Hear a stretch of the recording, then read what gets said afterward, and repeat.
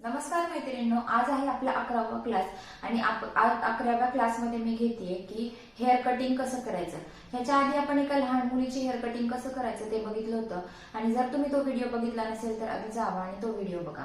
आता बऱ्याच जणांचं होतं की आम्हाला थेअरी पण पाहिजे, तर थेअरीचे फोटोज जे मी टाकत होते त्याचे फोटोज बऱ्याच जणांना क्लिअर मिळाले नाही, त्याच्यामुळे मी ठरवलं की ते बोर्डवर लिहून तुम्हाला प्रॉपर समजून सांगावं। कारण स्टेप कट आज आपण घेणार आहोत आणि या स्टेप कटची थेअरी आज आपण या व्हिडिओमध्ये घेणार आहे। स्टेप कट हा तितकासा अवघड नाहीये, पण बऱ्याच जणांना सुरुवात करताना किंवा सुरुवातीला स्टेप कट करताना थोडंसं अवघड जातं, म्हणून स्टेप कटची मी आधी तुम्हाला प्रॉपर थेअरी सांगते आणि त्याच्यानंतरच उद्याचा जो व्हिडिओ किंवा ह्याच्यानंतरचा जो व्हिडिओ येणार आहे तर तो स्टेप कट कसा करायचा त्याचा प्रॅक्टिकल असेल। आपण हा स्टेप कट कसा करायचा, त्याच्या काय काय स्टेप्स असतात किंवा आपण त्याच्यासाठी काय साहित्य वापरतो तर ते आजच्या आपण व्हिडिओमध्ये बघूया।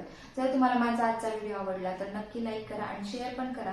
चला मग सुरू करूयात। चला मग आपण स्टेप कटची थेअरी बघूया। सुरुवातीला बघा की स्टेप कट साठी आपल्याला काय काय साहित्य लागतं ते। स्टेप कट साठी आपल्याला कात्री अतिशय महत्वाची आहे आणि कात्री ही दोन म्हणजे तुम्हाला बाजारात गेल्यानंतर वेगवेगळ्या कात्र्या मिळतील, पण मी तुम्हाला योग्य साईज सांगते। दोन साईजची कात्री घेऊ शकता। एक ही मोठ्या साईजची जी खूपच एक ह्या मोठ्या साईजची तुम्हाला कात्री मिळेल आणि एक अशा छोट्या साईजची। तर मी ही छोट्या साईजची जी कात्री आहे तीच कटिंगसाठी यूज करते, कारण ती हातात धरायला सोपी आहे आणि हँडल करायला देखील सोपी आहे। मोठी कात्री आहे ती हँडल करायला पण अवघड जाते आणि हेअर कट करताना व्यवस्थित प्रॉपर हेअर कट होत नाही असं माझं म्हणणं आहे, त्याच्यामुळे तुम्ही दोन्ही पण कात्री यूज करून बघा। मी तर सांगेल की जी छोटी कात्री आहे तीच यूज करा आणि स्टीलची जर कात्री तुम्ही वापरली तरी देखील तुम्ही चालू शकेल। माझ्याकडची जी कात्री आहे ती स्टॅग या ब्रँडची आहे आणि त्याच्यात ही छोटीशी साईज आहे। तुम्हाला जर व्हिडिओमध्ये दिसत असेल तर तुम्ही प्रॉपर बघून घ्या आणि अशाच साईजची कात्री हेअर कटसाठी तुम्ही वापरू शकता। तर ऍप्रन कंपल्सरी आहे। ऍप्रन एक तर तुम्ही क्लायंटसाठी ऍप्रन घ्यायचा आहे आणि स्वतःसाठी सेल्फ ऍप्रन पण तुम्ही घेऊ शकता। त्याच्यानंतर पाण्याचा स्प्रे, ड्रायर मशीन, कंगवा। आता कंगव्यामध्ये पण प्रकार आहेत, आपल्याला 4 प्रकारचे कंगवे जे आहेत ते हेअर कटिंग करताना लागतात। हा आहे कटिंग कोंब, ज्याचा आकार एकदम लांब आहे आणि त्याचे जे दात असतात ते एकसारखे असतात, त्याचा आकार थोडा मोठा असतो। व्यवस्थित केस विंचरण्यासाठी आपण कटिंग कोंबचा यूज करतो। त्याच्यानंतर टेलकोम, सेक्शन करण्यासाठी आपल्याला टेलकोमचा वापर होतो। टेलकोमचा जो मागचा जो रॉड आहे तो स्टीलचा असतो आणि पुढे जे त्याचे दात आहेत ते एकदम नाजूक असतात, कारण प्रॉपर सेक्शन होण्यासाठी टेलकोमची गरज पडते। त्याच्यानंतर आपण ज्यावेळेस ब्लो ड्राय करू त्यावेळेस आपल्याला पॅडल ब्रश लागणार आहे। अशा आकाराचा जो कंगवा आहे त्याला आपण पॅडल ब्रश म्हणतो आणि एक राउंडरची गरज असते। जर हे प्रॉपर केस इनटर्न किंवा आउटटर्न करण्यासाठी आपण वापरतो आणि शक्यतो राउंडर हा लाकडीच असावा, कारण जर त्याच्यामध्ये केस जर अडकून बसले, प्लास्टिकचे जर राउंडर असेल तर त्याच्यामध्ये केस अडकले तर ते काढायला अतिशय अवघड आहे। त्याच्यामुळे आता कंगव्याचे 4 प्रकार तर तुमच्या लक्षात आले असतील। तर सेक्शनिंग क्लिप आपल्याला प्रॉपर ज्यावेळेस हेअर कट करतो त्यावेळेस बॉक्स सेक्शन आणि बाकीचे जे पण सेक्शन आहेत ते सेक्शन करून ठेवायला मदत होते। हे झालं साहित्यांबद्दल। तर आता आपण बघूयात की अँगल। पुढचं काय की आपल्याला अँगल लक्षात ठेवणं गरजेचं आहे। अँगल कशासाठी, तर आपण 90 अंश ते 180 अंश पर्यंतच्या अँगलने आपण हेअर कट करू शकतो। ज्याला खूप जास्त स्टेप्स पाहिजे तर त्याच्यासाठी आपण 180 अंश पर्यंत हेअर कट करू शकतो आणि ज्याला normal hair cut step cut पाहिजे त्याला 90 अंश पर्यंत आपण हेअर कट करू शकतो। आता हे तुम्हाला मी प्रॉपर समजून सांगते।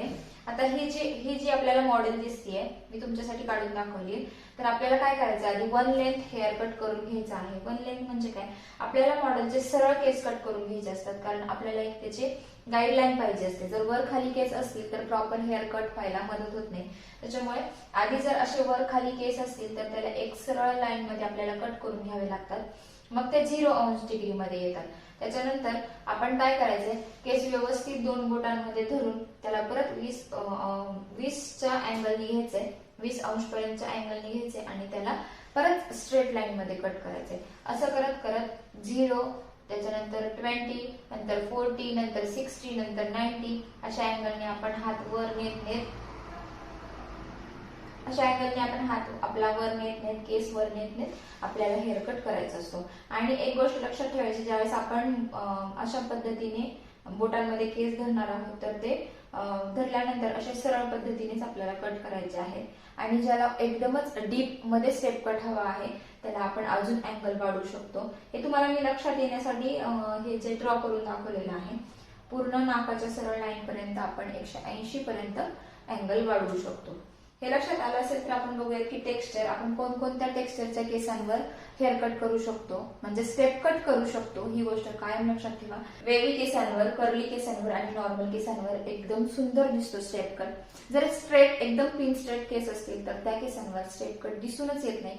कारण ज्यावेळेस तुम्ही ब्लो ड्राय करता, आउट टर्न करता, केसांना सेटिंग करून देता क्लायंटच्या, त्यावेळेस तात्पुरते केस राहतील, छान कर्ली दिसायला लागतील, पण नंतर क्लायंटनी वॉश केल्यानंतर त्यांचं हेअरकट दिसणार नाही.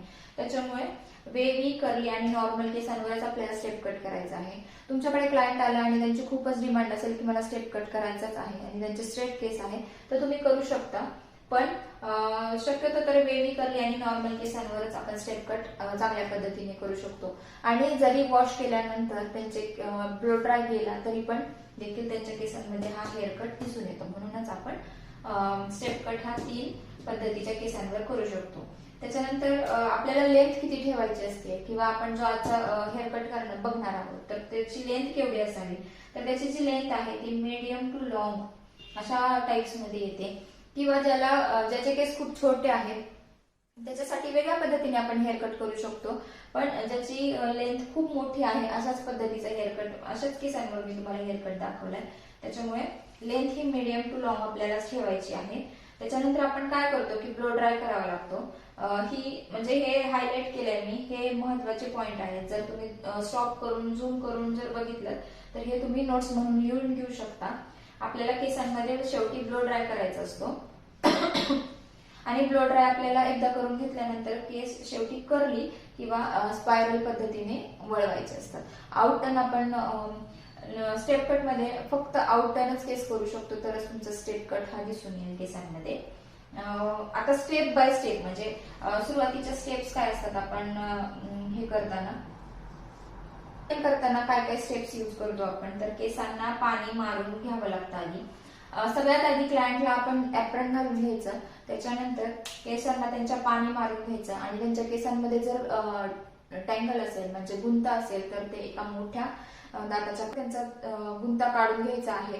नाहीतर मग केस कटिंग करताना प्रॉपर हेअर कट होणार नाही आणि जो गुंता राहिलेला आहे आपण जर तसाच सोडला तर प्रॉपर हेअर कट पण दिसणार नाही. ह्या छोट्या छोट्या गोष्टी आहेत आपल्याला कायम लक्षात ठेवायच्या.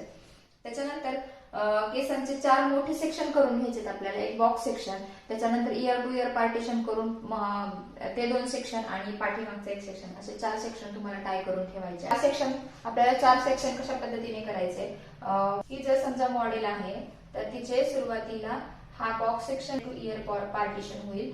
इथे इथे इथे असे हे 3 पार्ट आणि पाठीमागचे राहिलेले केस यांचा 1 पार्ट, अशा पद्धतीने आपल्याला बॉक्स अशा पद्धतीने आपल्याला केस सेक्शन करून घ्यायचे असतात. तरच म्हणजे तुमच्या लक्षात येईल की हेअर कट कसा करायचा, अँगल कसा घ्यायचा, आपल्याला कुठे उभे राहायचं आहे ते.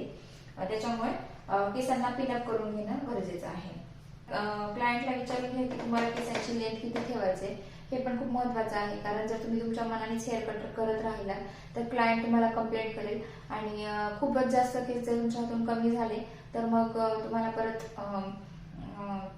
तुम्हाला नंतर काहीच करता येत नाही. त्याच्यामुळे आधी क्लायंटला विचारून घ्यायचं की तुमची लेंथ किती ठेवायची आहे आणि जितकं क्लायंट सांगेल त्याच्यापेक्षा तुम्हाला थोडी कमीच छोट्या छोट्या गोष्टी आहेत, बेसिक गोष्टी आहेत, तरी देखील मी तुम्हाला करताना ह्या गोष्टी लक्षात ठेवणं गरजेचं आहे. त्याच्यामुळे तुम्ही कोणतेही क्लायंट असू दे, जरी जास्त हेअर कट करायचं असेल, जास्त केस कटिंग करायचं असेल तरी पण तुम्ही त्यांनी सांगितल्यापेक्षा थोडेफार लेंथ जास्तच ठेवायची आहे. कारण हेअर कट करत करत ते कमीच होतात.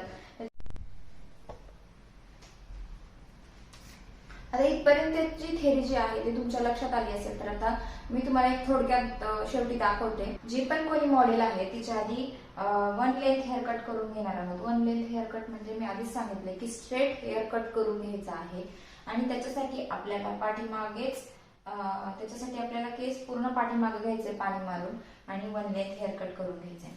त्याच्यानंतर हा डोक्याच्या वरचा जो भाग आहे आता आपल्याला सेक्शनिंग करून घ्यायचे. त्याच्यासाठी हा फ्रंटचा एरिया, हा बॉक्स सेक्शन आधी टाय करून घ्यायचा आहे. त्याच्यानंतर इयर पार्टिशन करून इकडचे 2 सेक्शन जे आहेत ते टाय करून घ्यायचे आणि राहिलेला जो सेक्शन आहे इकडचा तो आपल्याला कट करायला घ्यायचा आहे. त्याच्यासाठी तुम्हाला काय करायचं, जो पाठीमागचा जो एरिया आहे केसांचा तर तो कट करताना आता आपल्याला अँगल लक्षात ठेवायचा पद्धतीने, जसं की मी सांगितलं 0, 20 अंश, 40 अंश, 60,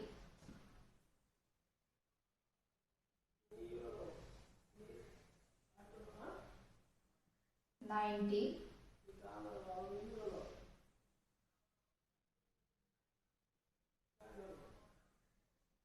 120, 140,